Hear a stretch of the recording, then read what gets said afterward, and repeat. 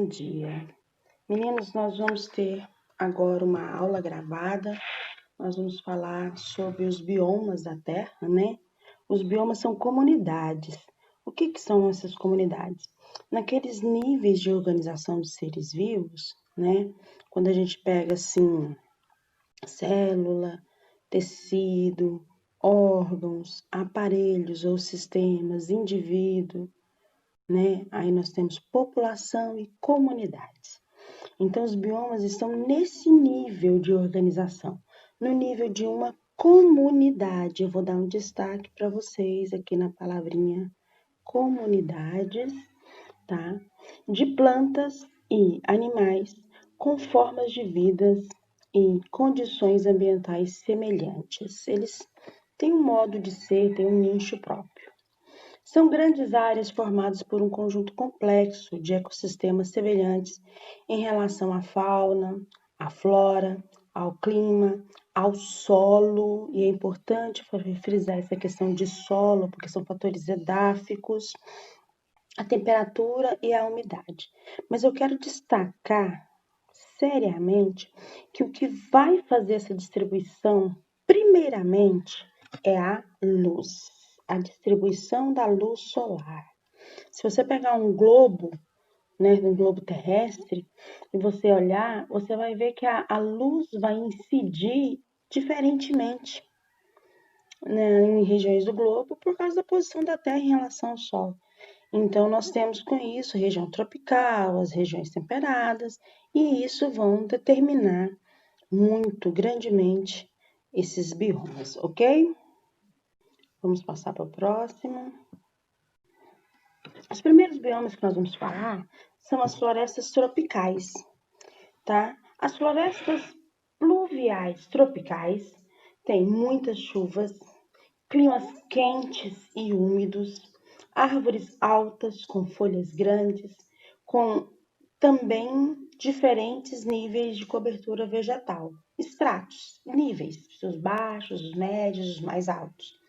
Com luminosidade, destaque para a luminosidade, mais uma vez, destaque para mim a luz, tá?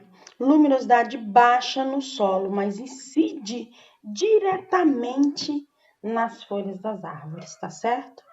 Vamos passar para o próximo. Aqui.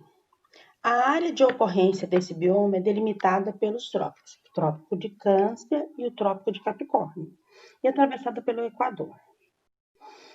As florestas tropicais têm grandes características em comum. São heterogêneas, ou seja, estratificadas, igual a gente já falou. São perenes, elas têm um ciclo próprio, elas não secam, elas não caem as folhas, né? Ou quando caem, cai muito pouco. Higrófilas precisam de água, ambiente bem úmido, e latifoliadas, folhas grandes e grossas que permitem muita evaporação, já que elas não têm muito problema com a umidade, porque elas são pluviais, né? Então, elas podem ter folhas grandes, grossas, o que não impede a transpiração. Transpiração para a planta é tudo. Tanto é que é chamado de evapotranspiração. E aqui a gente pode destacar o papel mais importante de uma árvore. Ela é um hidrotermorregulador, né? Ela absorve muita água, libera muita água, porque absorveu através da transpiração da folha, e regula a água ambiental, a temperatura também ambiental. Então, as plantas, as árvores são extremamente importantes para os seres vivos. Nesse bioma são encontrados a maior biodiversidade, ou seja, a maior variedade de espécies do planeta em plantas e também em animais. Savanas, gosto muito da savana, são campos. Inclusive, quero destacar que os cerrados são conhecidos como savanas brasileiras, tá? Savanas, temperaturas altas o ano todo e duas estações bem definidas, uma chuvosa e uma seca, né? Agosto para nós aqui é uma estação seca. Vegetação adaptada à seca, espinhosas, cascas grossas, raízes profundas, até 15 metros de profundidade essas raízes ramificadas. Fauna constituída por elefantes, zebras, tamanduá, entre os faunas, animais que podem correr, animais de grande porte, que não tem como passar entre duas árvores, porque não vai ter duas árvores assim, né? E as savanas, elas são distribuídas, muito distribuídas na África, aqui é uma savana africana, e no Brasil. As savanas localizam-se entre os biomas das florestas tropicais e dos desertos. Aqui nós temos animais de grande porte, girafa, né? Como que uma girafa vai passar entre duas árvores juntinhas? Não passa. Então, girafa não é animal de floresta, é animal de campos com árvores, porque ela precisa comer os brotos das árvores, elas são grandes, né? Tem o elefante, a zebra, o leão. As savanas apresentam dois andares de vegetação, tropofólia, uma alta, formada por árvores, e outra baixa, formada por gramíneas. Quer dizer, campos para os animais andar e as folhas tenras das árvores mais altas um pouquinho para eles poderem comer. Desertos. Deserto subtropical. Temperaturas muito altas durante o dia e muito baixas à noite. Chuvas raras. Fauna e flora adaptadas à seca, com animais de hábito noturno. Quando a gente vê um animal de hábito noturno, a gente conhece, porque ele tem uma pupila vertical, igual ao do gato, igual ao de cobra. Aquele olho de cobra não quer dizer que o animal é venenoso ou peçonhento. Aquele olho quer dizer que ele é um animal de hábito noturno. Várias espécies de cactos, as cactáceas. Exemplos dos desertos, nós temos o Saara, né? Que é o maior deserto, o do Atacama, que é o deserto mais deserto, e o deserto australiano. Então, nós temos aqui desertos têm em comum o fato de receber poucas e irregulares precipitações. Precipitações são chuvas, orvalhos, neves, toda forma que a água desce do céu, das nuvens até o chão, são formas de precipitações. A mais conhecida são as chuvas. Apresentam baixíssimas taxas de umidade relativa do ar, céu com poucas nuvens e a evaporação é alta, quer dizer, a temperatura é alta e a evaporação é alta. As temperaturas do deserto apresentam grandes amplitudes térmicas, podendo atingir de 50 graus durante o dia e a menos 1 grau durante a noite. Sabe por quê? Porque a água tem um calor específico que ajuda a segurar o calor. Como ele não tem água, não segura o calor. Esquenta rápido demais e libera esse calor rápido demais. Os solos são pobres, pedregosos, arenosos. Nessas áreas encontramos plantas xerófitas. Plantas xerófitas são plantas adaptadas à seca. Elas têm folhas muitas vezes transformadas em espinhos para não perder água por transpiração. Não é o caso da savana nem o caso do cerrado brasileiro. As nossas folhas aqui no cerrado, elas podem, né, transpirar normalmente, já que as raízes são de profundidade e vão buscar água onde a água estiver. Então, existe uma diferença. No deserto, as plantas são xerófitas. Marca isso, estou marcando aqui, marca no seu caderno, plantas xerófitas. No cerrado, ela apresenta um nome mais complicado. Não vou escrever aqui agora, não, depois a gente dá destaque para isso, mas o nome é escleromorfismo oligotrópico. Não preocupa com o nome agora, não. Só quero dizer que são coisas diferentes. No cerrado, as plantas são aspectos envelhecidos, não por causa da água, mas por causa do solo. Já no deserto, as plantas são envelhecidas por causa da água. Marca aí, xerófitas. Próximo. Em algumas regiões com mais umidade, aparecem ilhas de vegetação, os chamados oásis. Formação dos desertos. Presença de correntes marítimas frias no litoral, porque tem dificuldade para segurar o calor, pouca água, então não tem o coeficiente para segurar o calor. Altas pressões subtropicais, grandes altitudes, barreiras montanhosas que impedem a passagem de massa de ar vinda dos oceanos são as principais causas de formação do deserto.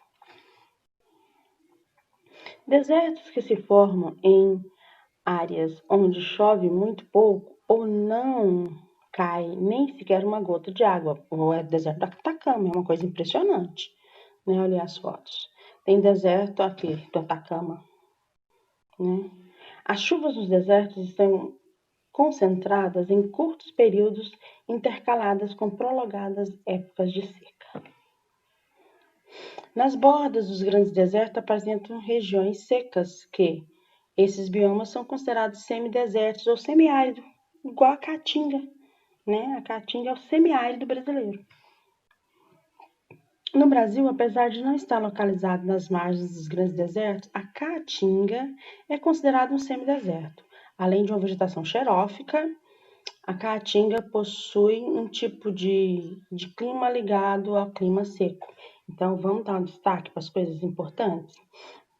Então, o nosso representante é a Caatinga, considerada semideserto ou semiárido, vegetação xerófita, que não é a mesma coisa do cerrado, e ela está ligada a climas secos. Então, esse é o destaque dos pontos básicos que nós temos que ter com relação ao deserto, ok? Próximo. Florestas temperadas. Verão com dias longos, quentes e úmidos, e inverno com 9 dias curtos. Há arbustos, musgos e árvores, cujas folhas mudam de cor. Isso é importante, olha aí que lindo. Eu acho das fotos, uma das paisagens mais lindas. Olha aí, tem flores verdes, amarelas, laranjadas, vermelhas. Essa é uma floresta temperada, né? Então,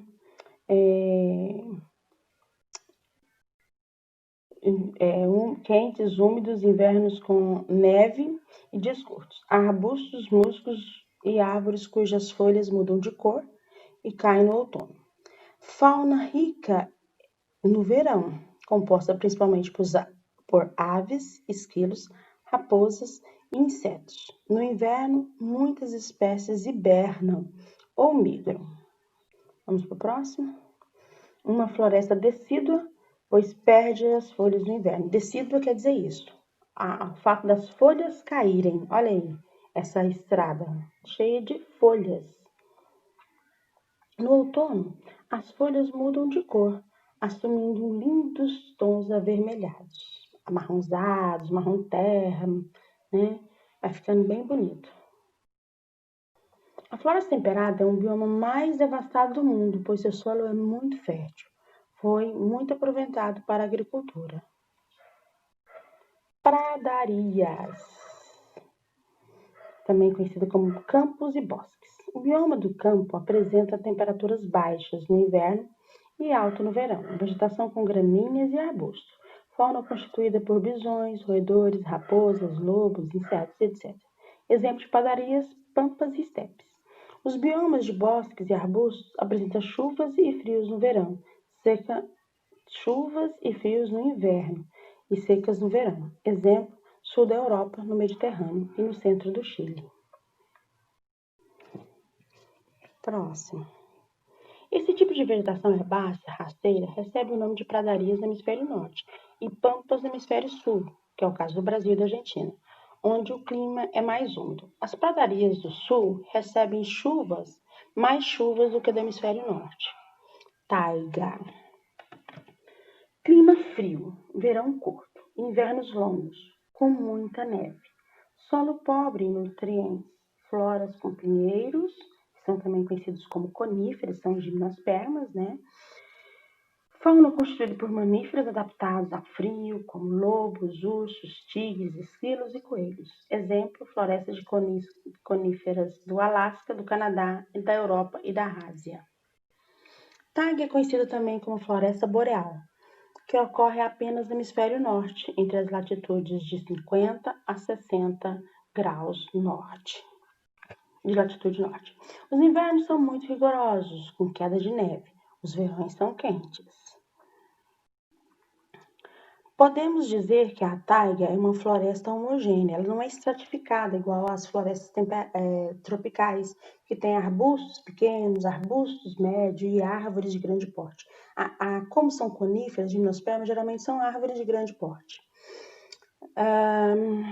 pois são formadas por Coníferas que possuem folhas aciculares, resistentes e perenes. Aciculares quer dizer tipo espinho, tipo o pinheiro do Natal, aquelas folhinhas assim, acolhas assim, compridinha. Ela não é latifolha, quer dizer larga, que pode ter evaporação. Ela evapora, mas não tanto, tá? Então são chamadas de aciculares essas folhas. Tundra, clima polar, com solo congelado quase o ano todo. Vegetação escassa. No verão, há pequenos arbustos, musgos e líquens.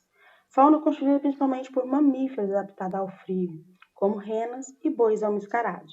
Exemplo, próximos ao polo do Ártico. Na Noruega também é um lugar. É um bioma mais jovem da Terra. As suas áreas de ocorrência são as regiões próximas ao Oceano Ártico. A tundra, o solo fica congelado a maior parte do ano. A estação quente dura, em média, 60 dias, 2 meses. E a temperatura máxima não ultrapassa 10 graus Celsius. Nossa, eu com 16 já estou sentindo frio. Imagina como é que é lá. A tundra só cresce no período de degelo. Né? As árvores lá, os musgos, vai ter lá os líquens só no período do degelo. Suas principais espécies são os musgos e os líquens. A palavra tundra é de origem finlandesa e significa planície sem árvores. Tundra é o bioma mais frio do mundo. Montanhas. Interessante, montanhas.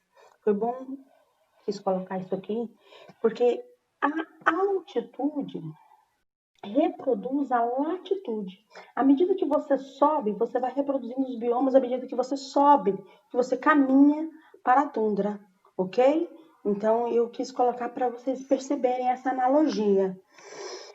Quando subimos em uma área montanhosa, passamos por vários biomas. Por quê? Porque a altitude recapitula a latitude. Nos principais 300 metros, a vegetação é semelhante à área ao redor. Se for floresta temperada, temperada. Se for floresta tropical, tropical. De 300 a 1.000 metros são florestas temperadas. De 1.000 a 2.400 metros são florestas de coníferas, como a taiga. E de 2.000 a 3.000 são campos alpinos, né? Já são tipo tundra, assim, já começa a ficar semelhante à tundra. Acima de 300 metros é neve e gelo, ou seja, não apresenta vegetação. Quando tiver, vai ter musgos e líquens, como a da tundra. Quando tiver, geralmente são nos campos alpinos que tem líquens e musgos. O fator climático que caracteriza esse bioma é a altitude. Vamos dar destaque para essa palavra. Altitude, está aqui. Por isso encontramos neve em altas montanhas em plena zona tropical, como na parte central da Cordilheira dos Andes. Legal, né? Vamos para o próximo. Enfim, né? Eu espero que vocês tenham gostado. Nós estamos terminando essa parte, tá? Que vocês tenham um bom descanso. Eu já tô morrendo de saudade de vocês. Beijinhos e até a próxima. Tchau, tchau.